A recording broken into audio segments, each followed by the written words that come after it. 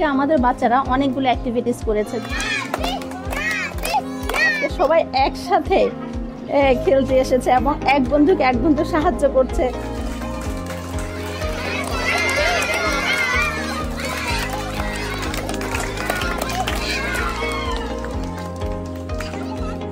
তাদের বন্ধুত্ব বজায় থাকে, তারা যেন লেখাপড়ায় আরো আগ্রহী হয়, স্কুলে আসতে আগ্রহী হয়।